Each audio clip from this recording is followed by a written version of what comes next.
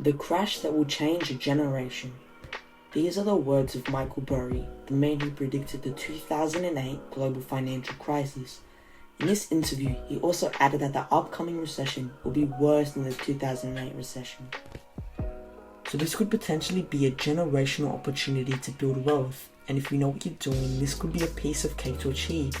The wealthy know that the riches are made in recessions, and it doesn't take much for you and I to realize that we're already beginning to move towards that point. To the average person, this may seem scary, but the fact is recessions are all a part of the economy.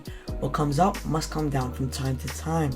The recession isn't the problem though, it is the missed opportunity that you should fear. You can set the rest of your life up through some unique opportunities and discounts that only a recession can offer. Warren Buffett, a man with a net worth of over $100 billion, was quoted saying, "Bad news is an investor's best friend." But what really is expected to happen in the next 12 to 24 months? The best advantages that you will be able to benefit from today, and what exactly can you do to grow your income? Before I tell you how to defeat your enemy, I must tell you what your enemy is. You must first need to understand what you're going to be up against. What really is a recession? For the most part, recessions are typically linked to a significant rise in unemployment, a drop in wages, a loss in consumer confidence, and a decline in value across everything that you can get your hands on. Imagine food, gas, even how much it is for you to go to your nearest McDonald's and buy a Big Mac. The value of these items don't just go down, but wages go down with it. Companies have to report their revenue every quarter and give you guidance on their future views of the market. But lately they've been cutting forecasts, bracing for slower, even negative growth that ignites recession risks at the highest pace in 10 years. That leads to the typical 9-to-5 slave's worst nightmare, layoffs. When consumers earn less, they spend less, and this results in companies seeing less demand, which they then begin to scale back on their expenses, which usually results in a useless cogs in the system being let go, aka you. Do me a favor, go on Google right now and search for mass layoffs. Tell me what you see. Go on any website and you'll see what seems to be an endless list of companies who are all trimming their workforce. Bank of America even stated the US economy will start losing 175,000 jobs per month. So what does all this mean for you and your investments, and how could you take advantage of this information to make you money? Let's start with number 1, stocks. As of the recording of this video, the S&P 500, Nasdaq, and Dow Jones Industrial Average are down between 10 and 30%, with analysts like JP Morgan who believe that we have another 20% to go from current levels. Since 1946, the average bear market drop was close to 30%, with the most drastic market drop taking place in 2009, when the S&P 500 fell 57% from the peak. Combine that average with the recession, bear markets tend to do even worse with an average drop of 34.8%, which just for reference, right now we're down about 25%. All of it is to say that for the most part, the market will hit rock bottom when investors throw in the towel and sell their investments. Once this takes place, the start of the recovery begins and slowly stocks will start to rise up again. But during all of this frenzy with stocks, there's another important aspect to think about: real estate. As all areas are different, they will get different results. Some houses might prosper, others might diminish, but national housing declines happen very rarely. In fact, as you can see throughout the last 60 years, there have only ever been a handful of times where the median prices fell more than 10%. But now the general Wall Street consensus is that the national house prices are going to decline 7%, with the most severe cases being predicted at 10 to 15% if interest rates continue to rise. Not all of this is set in stone though, as every market is going to be different, and according to Moody Analytics, the most vulnerable markets could see an upwards of a 25% decline from the peak. Now if you have a fixed rate mortgage and intend to stay in your property for another 5 to 10 years, this shouldn't hit you that hard. But for first home buyers and seasoned investors, we may begin to see some snatches starting to come up on the market. But there's an even bigger thing to talk about after real estate: cash. We've all heard it from influential financial figures such as Robert Kiyosaki. Savers are losers. This mindset can now be seen everywhere on the internet, that cash is wasting away to inflation. But when every other asset is falling in price, sometimes cash really is the safest place to store your wealth. Billionaire Ray Dalio even admitted to the public that his long-held view of cash is trash is no longer relevant to our current day situation. Even in a year as recent as 2018, cash had a 1.9% increase in value, outperforming all stocks, bonds, and similar investments at the time. And with the addition of putting your money into a high yield savings account, you would have far outpaced the market. Funds managers are even starting to recognize the value of cash as they are holding on to the highest amount of cash since 2001. Citigroup even said that cash is the only asset that will be able to counter the recession. But how can you make money from this so you don't end up like so many people who never took advantage of what's about to come? Here's what you need to know. So as we already know, this next recession could be a once in a generation opportunity. But why? Well, everything becomes less expensive. The average Joe will look at stocks and see how everything is falling by 30%. A person with value and knowledge will be able to see it as an opportunity to be able to buy those exact same companies for a discounted price. As said by Warren Buffett, when hamburger prices go down in price, we sing.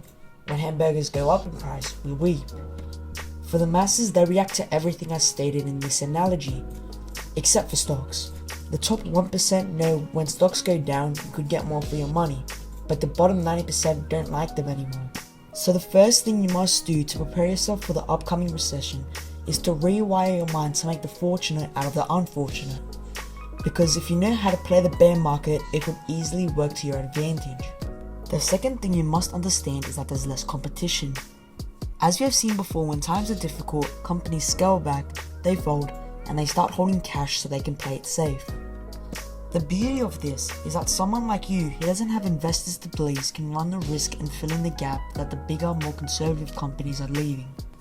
For example, one study found out that those who continued to advertise increased their value, and those who didn't advertise left a gap in demand, which allowed the companies who were already advertising to get lower prices on ads. These companies were not just spending their money on nothing though. Even after the recession ended, the companies experienced positive growth for years to come. This is because during the recession, companies were using ads not to sell products, but rather to reinforce customer loyalty. So by the time the recession ended, previous and new customers went to the brand that continued to advertise. The third advantage that takes place in a recession is the increased amount of opportunity. A finance YouTuber called Patrick Bet-David made a perfect analogy that the peak of the market cycle is exactly like a forest. To put it simply, Patrick said that the tallest trees or the biggest companies soak up all the sunlight and rain, making them grow even taller. This leaves the smaller trees to take longer to grow, but when a forest fire comes or when a recession hits, even the biggest trees or companies get affected, allowing the small saplings, you, to fill in the gap of the market. And the fourth thing that investors have to remember is that bear markets don't last forever. After every bear market, a bull market will soon follow. As several finance news stations have pointed out, historically the S&P 500 has fallen an average of 29% around the recession. But once stocks have found their low, their average return the following year is 40%, and within 2 years the market has increased by an average of 58%. This means that the age-old meme of buying into the dip might actually not be that bad. And as we now know, the market has recovered from every single crisis it has been faced with. And finally, fifth, you have to stay active on the market and analyze everything so you can get in on the recession early. I know this just sounds easy. Look at Yahoo Finance every day and see when the recession gets announced. But the truth is, governments aren't that proud to announce recessions to the people. So this means that they won't announce it until absolutely necessary. As an example, the Great Recession that began in December of 2007 was not officially announced until December of 2008, and only a few months later it officially ended. So don't wait for the government to announce it. Sometimes you have to do your own research because you're not the only person who wants to make money in the recession. But before you want to start making money from this, you have to start decreasing your expenses. This is because unless you are already a multi-millionaire, you do not have that much money to play around with, so try to get as much as possible. But don't invest everything. So you can sleep peacefully at night, you should have some cash saved up. And as we stated before, this could be the best investment in your portfolio. But you also have to understand you're not some investor prodigy. You are you. So having some cash to fall back on in case your stocks don't go your way is always a good bet. This is not all though. You also have to get yourself out of the mindset that the worst possible case is me losing all of my stocks, because it isn't. What if you lose your job and stocks? If you had no cash saved up, you would have to sell them before they got their chance to make it on the bull market. This is the importance of always having cash on the side. Even though he is a controversial figure, Andrew Tate made a beautiful analogy. There is a car dealership with 5 salesmen. One is good, the rest are average. During the bull market, everybody's making money, as people just keep on walking in the door. But then a bear market begins, and now there are less people coming into the door. The head of the car dealership decides to give all the people who walk into the door to the one good salesman, not wanting to lose any leads. This leaves the other 4 salesmen without any people to sell to. So look at yourself in the mirror and see this recession as an opportunity. The weak will be jobless and the strong will make even more money. So develop a skill that is hard to get and you will reap the rewards. The last thing you have to do is to diversify your portfolio. As this is a recession, anything can happen. Don't bet on everything that one stock will perform, because at the end of the day you really don't know. Instead of trying to just invest everything into one stock or sector, diversify.